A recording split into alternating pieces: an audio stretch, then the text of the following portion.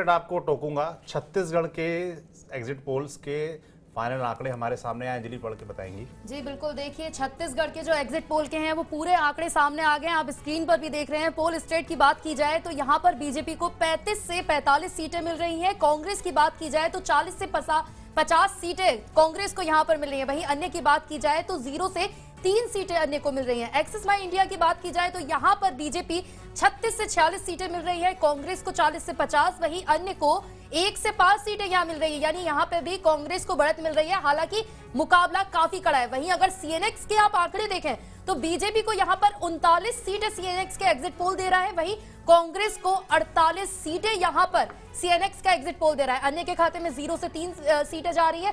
अगर सी वोटर की बात की जाए तो 36 से 49 सीटें बीजेपी को यहाँ मिल रही हैं और कांग्रेस को 41 से 53, यानी कि काफी कड़ा मुकाबला सी वोटर के एग्जिट पोल में छत्तीसगढ़ में नजर आ रहा है। अन्य के खाते की बात की जाए तो 0 से 4 सीटें अन्य को भी यहाँ मिल सकती हैं। वहीं अगर मैट्रिक्स की बात की जाए तो 34 से 42 सीटें बीजेपी को यहाँ पर मिल रही हैं। कांग्रेस की बात की जाए तो 44 से 52 सीटें यहाँ कांग्रेस को मिल रही है। देखिए सभी आंकड़े जो हैं एग्जिट पोल के बता रहे हैं कि कांग्रेस को बढ़त मिल रही है, कांग्रेस को ज्यादा सीटें मिल रही हैं।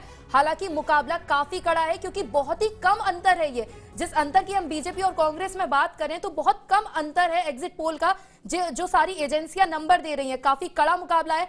और देखिए छत्तीसगढ़ से अमित हमारे साथ जुड़ गए, सीधा रुख उनका करते हैं। अमित, सारे जो एजेंसियों के एग्जिट पोल हैं वो आ गए हैं, कांग्रेस को बढ़त मिलती दिख रही है लेकिन मुकाबला काफी कड़ा है। देखिए बिल्कुल जाहिर सी बात है, मुकाबला कड़ा है और शायद यही सबसे बड़ी वजह है कि पहली बार जब कांग्रेस को छत्तीसगढ़ में सबसे ज्यादा वोट मिले थे 2018 के विधानसभा चुनाव में, क्योंकि कांग्रेस जो एंटी इनकम्बेंसी का बीजेपी को लेकर, बीजेपी की 15 साल की सरकार को लेकर एंटी इनकम्बेंसी का मामला था, वो इतना ज्यादा असरदार था कि कांग्रेस को भी इसकी उम्मीद नहीं थी कि उनको कितनी सीटें ज्यादा मिल सकती है। उनकी भी उम्मीद थी कि 60 सीटों पर उनकी जो बहुमत है वो उसके साथ में वो सरकार 2018 में बना सकते थे, लेकिन 68 सीटों के साथ में उन्होंने सरकार बनाई थी। 8 सीटें उनकी भी उम्मीद से ज्यादा मिली थी। जो एग्जिट पोल्स के नतीजे उस दौरान में देखने को मिले थे, तमाम एग्जिट पोल और तमाम जो गणितज्ञ थे, राजनीतिक विशेषज्ञ थे, उन सभी लोगों ने भी ये कहा था कि कांग्रेस की बहुमत के साथ में सरकार बनेगी। लेकिन कितनी सीटें? 55 से 60 सीटों पर मैक्सिमम कांग्रेस को उस दौरान में बताया जा रहा था। लेकिन अब परिस्थितियां यहां पर इतनी जल्दी बदल गई। मैं आपको बता दूं कि एक आंकड़ा जो है 2000 में जब छत्तीसगढ़ अलग हुआ तब छत्तीसगढ़ में कांग्रेस के पास में 48 सीटें थी पहली बार। उसके बाद 2003 में फिर से विधानसभा के चुनाव हुए, बीजेपी ने पहली बार वहां पर सरकार बनाई छत्तीसगढ़ बनने के बाद में, और 50 सीटों के साथ में बीजेपी को बहुमत वहां पर मिली थी और सरकार बनी थी। रमन सिंह उस दौरान में पहली बार मुख्यमंत्री बने। दूसरी बार जब 2008 में चुनाव हुआ तो उस दौरान में भी 50 जो सीटें थी वो बीजेपी को मिली और उसके बाद बीजेपी ने फिर से सरकार दोबारा बनाई। रमन सिंह उस दौरान में भी मुख्यमंत्री रहे। तीसरी बार 2018 में जब चुनाव हुआ तो 49 सीटों के साथ में बीजेपी ने सरकार बनाई, 1 सीटें कम मिली 2 बार के मुकाबले। तो यानी कि 3 बार, जो लगातार 3 बार बीजेपी को मौका मिला, वो 49-50 सीटों के साथ में बीजेपी ने सरकार बनाने में अहम भूमिका निभाई थी। लेकिन इन 3 बार की एंटी इनकम्बेंसी ने कांग्रेस को पहली बार हिस्ट्री में, छत्तीसगढ़ के इतिहास में कहें या कांग्रेस के भी देखा जाए तो विधानसभा चुनाव में इतना बड़ा मैंडेट, 70% से ज्यादा जो मैंडेट है वो विधानसभा की सीटों के हिसाब से कांग्रेस को छत्तीसगढ़ में मिलता हुआ नजर आया था। 71 सीटों के साथ में आज सरकार में है वो। लेकिन अब जो एग्जिट पोल बता रहे हैं, इससे तो साफ जाहिर है कि बीजेपी ने अपनी जगह दोबारा बना ली है और दोबारा उस जगह को बनाने में उनकी जो महत्वपूर्ण भूमिका थी, बीजेपी अगर 1.5 महीना पहले की बात करें तो छत्तीसगढ़ में कहा जाता था कि बीजेपी बहुत ज्यादा 15 सीटों से बढ़त जो है वो 30-35 सीटों के आसपास कर पाएगी, क्योंकि एक बड़ा अंतराल है और बड़ा मैंडेट जो कांग्रेस को मिला है। भरोसे की सरकार यहां पर कांग्रेस ने बनाई थी, किसानों का सबसे बड़ा मुद्दा था। लेकिन इस बार किसानों के मुद्दे पर बीजेपी ने भी दांव खेला है, क्योंकि जैसे ही जब बीजेपी की घोषणा पत्र जारी किया गया तो बीजेपी ने 21 क्विंटल जो है 21 के साथ में 3100 रुपए प्रति क्विंटल के जरिए जो धान की खरीदी है उसकी घोषणा उन्होंने की।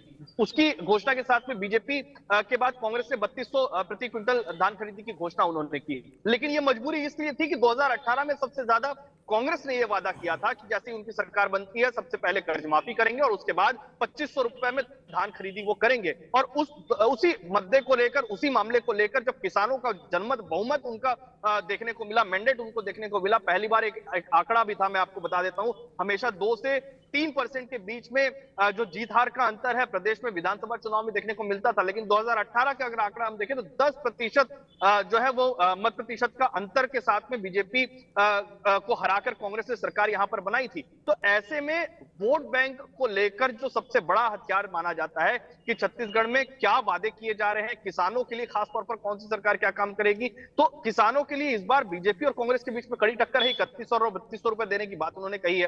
कांग्रेस को एक प्लस जो कांग्रेस पर ज्यादा किसानों का भरोसा होगा वो एक कर्ज माफी को लेकर होगा, क्योंकि बीजेपी ने कर्ज माफी को लेकर कुछ नहीं कहा है। किसान कर्ज माफी के फेवर में ज्यादा रहते हुए नजर आ रहे हैं। उसके अलावा महिलाओं का एक बड़ा फैक्टर छत्तीसगढ़ में भी बीजेपी ने खेला है। जिस तरीके से 12,000 रुपए वो महिलाओं को देने की बात कर रहे हैं, तो महिलाओं का सीधा वोट पिछली बार 2018 की चुनाव की अगर तुलना करें तो उस दौरान में कांग्रेस ने कहा था कि शराबबंदी की जाएगी, महिलाओं का एक तरफा वोट कांग्रेस को मिलता हुआ नजर आया था। लेकिन अब वर्तमान परिस्थितियों की बात कर ले तो 4.5 साल भले ही किसी मुद्दों पर बीजेपी को महिलाओं का समर्थन उतनी बड़ी संख्या में नहीं मिला होगा, लेकिन जैसे ही उन्होंने घोषणा की कि 12,000 रुपए महिलाओं को यहां पर मिलेगा और देखा गया कि 4.5 साल में शराबबंदी को लेकर कांग्रेस ने बहुत कोई कड़ा कदम नहीं उठाया, तो अब यह माना जा रहा है कि कांग्रेस को एक बार फिर से महिलाओं का जो वोट है वो कम मिलता हुआ नजर आएगा, बीजेपी को ज्यादा मिलेगा। बिल्कुल, युवाओं की नाराजगी भी यहां पर थी। अब थोड़ा और खुल के बात करते हैं कि क्या कारण है कि भाजपा इतनी तगड़े तरीके से एग्जिट पोल से तो बोल ही सकते हैं वापसी कर पाई, क्योंकि आज से 1 महीने पहले अगर हम बात करें या 2 महीने 3 महीने पहले की बात करें तो छत्तीसगढ़ में, मतलब आप विशेषज्ञों से, जानकारों से या वहां के लोकल पत्रकारों से, आप लोगों से हम बात करते थे तो आप लोग साफ तौर पे कहते थे कि इतने छत्तीसगढ़ में तो कांग्रेस आसानी से वापस आ जाएगी, यहाँ तो कोई टक्कर नहीं है, क्योंकि हिंदुत्व का मुद्दा हो तो उसको भी भूपेश बघेल ने काटर किया है, चाहे वो कौशल्या माता का मंदिर बनवाने की बात हो, चाहे राम वनगमन पथ की बात हो। और जब हम बात करते हैं लोकल फैक्टर्स की, लोकल अस्मिता की, तो छत्तीसगढ़िया सबसे सबले बढ़िया और छत्तीसगढ़ महतारी, इस तरह के मुद्दों को उन्होंने पकड़ा, तो लोकल टच कनेक्ट कराया, लोकल टूर्नामेंट्स कराए, उस तरह की चीज़ें उन्होंने देखी, तो उन्होंने लोकल कनेक्ट अपना स्थापित किया। मगर चुनाव जैसे ही करीब आया, चुनाव से मुश्किल से 15 दिन पहले हम देखते हैं कि भूपेश बघेल के जो बड़े बड़े होर्डिंग्स लगे थे, भूपेश बघेल का बड़ा बड़ा चेहरा नजर आता था और उनके ही नाम के इर्द गिर्द नारे नजर आते थे, और ऐसा माना जाता था कि उन्हीं के नेतृत्व में चुनाव लड़ा जाएगा, कांग्रेस चुनाव लड़ेगी। मगर हमने चुनाव के पहले देखा कि पोस्टर्स बदल गए पूरे छत्तीसगढ़ में। खासतौर पर मैं रायपुर गया तो रायपुर के होर्डिंग, जो नए होर्डिंग्स मैंने देखे और जो सुना था उसके मुकाबले देखा कि फिर 5 चेहरे जो कांग्रेस के जो लोकल लीडरशिप है वहां पर आ जाती है, बराबर से सबके फोटो लगाए जाते हैं और बड़ी फोटो हमको राहुल गांधी की दिखती है। तो केंद्र के चेहरे पर, केंद्रीय नेतृत्व के चेहरे पर चुनाव, सामूहिक नेतृत्व क्षेत्र में आप घोषित करके आप चुनाव मैदान में चले जाते हैं। तो उस वक्त मैंने बड़ी चर्चा, मुझे याद है कि जब हम लोग बैठे थे रायपुर में तो हम ये चर्चा कर रहे थे कि ये कितना बड़ा मुद्दा बनेगा, ये लोगों के बीच क्या इससे नुकसान होगा कांग्रेस को। और अब हम जब देख रहे हैं कि भाजपा वापसी कर रही है तो इसमें हमने देखा कि भाजपा ने जिस तरीके के वादे, जिस तरह की स्ट्रेटजी पिछली बार कांग्रेस ने अपनाई और पूर्ण बहुमत की, बड़े बहुमत से सरकार बनाई, कुछ वैसे ही स्ट्रेटजी इस बार भाजपा ने भी अपनाई। उन्होंने भी कुछ वैसे ही वादे किए, किसानों पर केंद्रित, महिलाओं पर केंद्रित, युवाओं पर केंद्रित उन्होंने वादे किए। और जिस तरीके से पिछली बार आप देखो तो 15 सीटों पर सीमित हो गई थी भाजपा, वो आज की तारीख में 35 से 46 तक उनका जो है पोल्स ऑफ द पोल निकल के आ रहा है, वो आ रहा है। यानी कि सरकार भी बना सकते हैं, क्योंकि 90 सीटें हैं और 46 के बहुमत पर सरकार बन सकती है। तो इस स्थिति में आ गई है। तो इसके पीछे कुल जी कारणों की मैं बात कर रहा था कि जिस तरीके से उन्होंने वापसी की, नरेंद्र मोदी का चेहरा, नरेंद्र मोदी की गारंटी, मोदी की गारंटी नाम से घोषणा पत्र बाकायदा जारी होता है। तो आप इन सब चीज़ों को कितना महत्वपूर्ण मानते हैं? देखिए, सबसे पहले जो आपने बात कही पोस्टर में जो चेहरे बदलने की बात थी, वो चेहरे खास तौर से जो बदले गए वो शहरों के इलाके में बदले गए, क्योंकि भूपेश बघेल ने जो 5 साल में जो काम किया था वो उन्होंने ग्रास रूट पे, खास तौर से जो रूरल एरियाज थे उस पे फोकस रखा। उनकी तमाम योजनाएं आप देखेंगे तो ज़्यादातर जो उनकी योजनाएं थी वो ग्रामीण इलाकों की योजनाएं थी, तो इसीलिए उन्होंने ग्रामीण इलाके पे अपने आप फोकस रखा। लेकिन जब शहरों की बात आई और कहीं ना कहीं पार्टी में एक ये मैसेज देने की कोशिश की गई कि पार्टी एकजुट है, क्यों, और राहुल गांधी को इसलिए बढ़ाया गया कि राहुल गांधी, क्योंकि छत्तीसगढ़ में कांग्रेस स्थिति मजबूत है, इसमें कोई शक नहीं है। सर्वे भी दिखा रहे हैं कि कांग्रेस आगे है, एज है उसको। लेकिन क्योंकि अब राहुल गांधी को भी क्रेडिट देने की बात है, क्योंकि राहुल गांधी जिस तरह से एक के बाद एक चुनाव जीत रहा है, और छत्तीसगढ़ इन 5 राज्यों के चुनाव में कांग्रेस का जो सबसे ज्यादा उम्मीद और सबसे ज्यादा भरोसा अगर किसी राज्य में है तो वो छत्तीसगढ़ में ही है। तो छत्तीसगढ़ से एक मैसेज देने की भी कोशिश थी ये राहुल गांधी के लिए भी। भूपेश बघेल उसी टीम का हिस्सा है, और जिस तरह से 5 नेताओं की आपने बात की, चाहे वो टी.एस. सिंहदेव हो, तनु साहू हो, इन सब नेताओं को उस पोस्टर में जगह देकर ये एक मैसेज देने की कोशिश की गई कि हमारे पास 5 चेहरे हैं।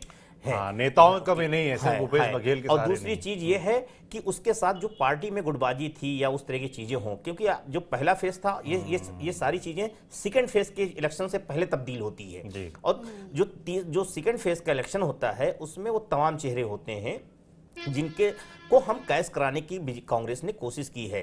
चाहे वो टी.एस. सिंहदेव हो, टी.एस. सिंहदेव का भी अपना जो है सरगुजा के इलाके के अंदर बहुत मजबूत इलाका, खासतौर से जो दक्षिण छत्तीसगढ़ के इलाका है आता है, उस इलाके में उनका अपना खुद का जनाधार है, मजबूत चेहरे हैं, और उनके पार्टी के वो प्रदेश अध्यक्ष नेता विपक्ष भी रह चुके हैं। और आखिरी चुनाव से ठीक पहले उनकी नाराजगी को दूर करने के लिए उनको डिप्टी सीएम भी बनाया गया। तो कहीं ना कहीं कांग्रेस ने ये मैसेज देने की किसी तरह गुटबाजी ना हो। आपने देखा यही पैटर्न उन्होंने राजस्थान में भी किया कि सचिन पायलट को भी पोस्टर में जगह मिल जाती है। तो ये पूरी कांग्रेस की स्ट्रेटजी थी, एक चीज। दूसरी चीज ये है कि छत्तीसगढ़ में ये तब्दीली कैसे कांग्रेस ने, कि जो कांग्रेस इतना कॉन्फिडेंस नजर आ रही थी वो आज फाइट में दिख रही, बीजेपी उतनी जो पीछे दिख रही थी वो क्यों आई? दरअसल बीजेपी ने वहां खासतौर से छत्तीसगढ़ के अंदर जिस तरह से आखिरी वक्त में पूरी केंद्रीय टीम जो है वहां लगती है और होती है, प्रचार करती है, और वो कहीं ना कहीं उससे जो खास तौर से जो शहरी इलाका था, बीजेपी ने उस शहरी इलाकों को ज़्यादा फोकस किया और उससे एक माहौल डेवलप किया। फिर वो तमाम जो ओबीसी वोटर खासतौर से भूपेश बघेल के रहा, उनके खिलाफ अभियान चलाया, और उसको लेके जो खासतौर से ओपी माथुर जो वहाँ के प्रभारी थे, उन्होंने जो एक्टिवनेस दिखाई, उससे जो धीरे धीरे माहौल मोदी के उतरने के बाद, जो अमित शाह के उतरने के बाद जो माहौल धीरे धीरे बदलना शुरू हुआ, और धीरे धीरे बदलते बदलते ये स्थिति आ गई कि आज जो है वो फाइट दिख रही है। भले बिल्कुल, एग्जिट पोल्स में तो कम से कम फाइट नजर आ ही रही है, भाजपा फाइट बैक करते नजर आ रही है। अमित हमारे साथ जुड़े हुए हैं। अमित, जो मैंने चर्चा की कि जिस तरीके से पोस्टर में अचानक से बदलाव होता है और नरेंद्र मोदी और भाजपा का संगठन काफी ज्यादा एग्रेसिव हो जाता है, अमित शाह के बैक टू बैक दौरे लगते हैं, नरेंद्र मोदी लगातार प्रचार करते हैं, उनको पूरा फेज बना दिया जाता है चुनाव का, क्या ये सब कारण रहे वापसी करने के? देखिए, बीजेपी जब चुनाव प्रचार किसी विधानसभा चुनाव के पहले करती है तो कहा यह जाता है कि 3 महीने पहले बीजेपी के तमाम वो नेता रणनीति के साथ में मैदान में उतरते हैं और उसकी जो आबो हवा है वो फिजा बदलने की कोशिश वहां पर होती है। कुछ इसी तरीके का जो वाक्य है वो छत्तीसगढ़ में भी देखने को मिला, जब अचानक से अमित शाह की एंट्री होती है छत्तीसगढ़ में, पूरी कमान वो अपने हाथ में लेते हैं। लगातार उनका 3 महीने के अंदर 6 से 7 बार दौरा होता है, 2 से 3 वो सभाएं लेते हैं, लेकिन 7 से 8 बार लगातार वो मीटिंग लेते हुए नजर आते हैं। तो ये जो आंकड़ा है वो बताता है कि किस तरीके से एग्रेसिव बीजेपी यहाँ पर होती है। उसके बाद तमाम नेता भी यहाँ पर एक्टिव हो जाते हैं, जो इससे पहले तक 4.5 साल तक जो विपक्ष के रूप में बीजेपी के नेताओं को अपनी जमीन तलाशने में भी मेहनत करने की, जो जद्दोजहद करने की कोशिश करते हुए वो नजर आते थे, वो कहीं ना कहीं अब एक चुनावी मैदान में नजर आते हैं। तो ये तमाम आंकड़े ऐसे हैं जिसके कारण सीएम भूपेश बघेल, जो एक प्रचंड बहुमत के साथ में सरकार चलाने के साथ में 2.5 साल का मुद्दा भी आया, लेकिन उसके बाद भी बहुत स्मूथ उन्होंने सरकार चलाई। किसी भी तरीके से कोई बहुत बड़ा विवाद छत्तीसगढ़ में कांग्रेस के अंदर देखने को नहीं मिला। टी.एस. सिंहदेव जरूर अपनी नाराजगी रह रहकर व्यक्त करते हुए नजर आते थे। विधानसभा में भी उन्होंने एक बार अपनी नाराजगी व्यक्त की थी, उसके बाद विधानसभा के अंदर एक विधायक को माफी भी मांगना पड़ा था जिन्होंने उस पर आरोप लगा दिए थे। तो ये तमाम वाकया हुआ, लेकिन उसके बावजूद कांग्रेस की बहुमत जो थी वो बरकरार थी। किसी भी तरीके से बीजेपी उस बहुमत को भेदने में नाकाम साबित हो रही थी, चाहे वो महिलाओं के मुद्दे के साथ में एक बड़ा प्रदर्शन करने की उन्होंने कोशिश की, इसके अलावा युवाओं के नशे के मुद्दे को लेकर उन्होंने बड़ा प्रदर्शन करने की कोशिश की, ईडी आईटी के मुद्दे को लेकर एक बड़ा घेराबंदी करने की कोशिश की गई। लेकिन ये तमाम कोशिशें कांग्रेस की सिर्फ एक बड़े मुद्दे के साथ में, जो किसानों से उन्होंने वादा किया था, वो किसानों का वादा और वो किसानों का भरोसा, कांग्रेस को लगता था कि उस भरोसे के साथ में कांग्रेस अभी भी मजबूत स्थिति में है। जो 71 सीटों के साथ में कांग्रेस में है, 90 विधानसभा सीटों पर, वो भी कहीं ना कहीं 60 से ज्यादा सीटें उनके पास में अभी भी बरकरार रहेंगी। लेकिन ठीक 1.5 महीना पहले हम जाते हैं जब घोषणा पत्र की तैयारियां होती है, बीजेपी और अमित शाह और पीएम मोदी की सभाओं का सिलसिला शुरू होता है, राजधानी रायपुर आते हैं, बस्तर वो जाते हैं, बस्तर में 2 से 3 सभा मोदी करते हैं, राजधानी रायपुर में 2 सभाएं मोदी की होती है, अमित शाह की 3 सभाएं बस्तर में होती है, सरगुजा में 2 सभा होती है, रायपुर में भी 2 से 3 सभाएं यहाँ पर होती है। तो जब ये तमाम सभाओं का सिलसिला शुरू होता है, एक माहौल बनता हुआ नजर आता है और उसके बाद हर बार ये बात को कहा जाता है कि जो कांग्रेस पर भरोसा है उस भरोसे को बीजेपी तोड़ती हुई नजर आएगी, क्योंकि मोदी की गारंटी वहां पर मोदी जो भी कहते हैं वो गारंटी देते हैं और जो गारंटी वो उनकी होती है वो उस गारंटी को पूरा करने की गारंटी होती है। एक माहौल बनाने में बीजेपी कहीं ना कहीं 1.5 महीने पहले ही चुनाव के ठीक सफल होती हुई नजर आई। पहला उन्होंने पत्ता खोला कि 21 नामों के साथ में उन्होंने 90 विधानसभा सीटों पर अपने प्रत्याशी उतार दिए। वहां पर भी बीजेपी ने ये दाव देखा कि किस तरीके से नए चेहरों को लेकर प्रतिक्रिया जो है जनता के बीच में आती है, कार्यकर्ताओं के बीच में आती है। फिर पुराने चेहरों के साथ में 43 नए चेहरे कुल मिलाकर बीजेपी ने मैदान में उतारे, दूसरी सूची और तीसरी सूची के साथ में। तो ये तमाम जो हथकंडे थे उसमें बीजेपी ये तय करती रही कि किस तरीके से उनकी स्ट्रेटजी काम कर रही है। वो बस्तर में अपने मुद्दों के साथ में जो नक्सलवाद का मुद्दा वहां पर छाया हुआ है, उसके अलावा जातिवाद का भी जो मुद्दा वहां पर छाया हुआ है, धर्मांतरण का भी जो मुद्दा वहां पर छाया हुआ है, वो मुद्दा कहीं ना कहीं इस बात को लेकर इंगित करता है कि आखिरकार धर्मांतरण में कितने, क्योंकि कांग्रेस में 100% सरगुजा और बस्तर संभाग ही ऐसे हैं, बस्तर संभाग की 12 सीटें और सरगुजा संभाग की 14 सीटें जो पूरी तरीके से कांग्रेस के अंतर्गत कांग्रेस ने जीती हुई थी, पूरी सीटें कांग्रेस के पास में थी। और वहीं पर ही बीजेपी को अपनी पकड़ जो है वो मजबूत करनी थी, अपना खाता उनको खोलना था और वहीं से ही सरकार बनने की जो भूमिका है वो तय होती है। ये हमेशा राजनीतिज्ञ कहते हैं। तो जो बस्तर वो गए तो बस्तर में धर्मांतरण का मुद्दा हावी रहा। बीजेपी ने उस पर एक तरीके से जबरदस्त वहां पर अग्रेशन के साथ में उन्होंने माहौल बनाने की कोशिश की, लोगों को जागरूक करने का उन्होंने बात कही। दूसरी तरफ सरगुजा में भी कमोबेश यही स्थिति थी। उसके अलावा प्रदेश के अगर अन्य हिस्सों की बात कर ले तो शहरी क्षेत्र बिलासपुर संभाग 24 से 25 सीटों के साथ में सबसे ज्यादा वहां पर। जी अमित, अब छत्तीसगढ़ और राजस्थान की हमने काफी बात कर ली। अब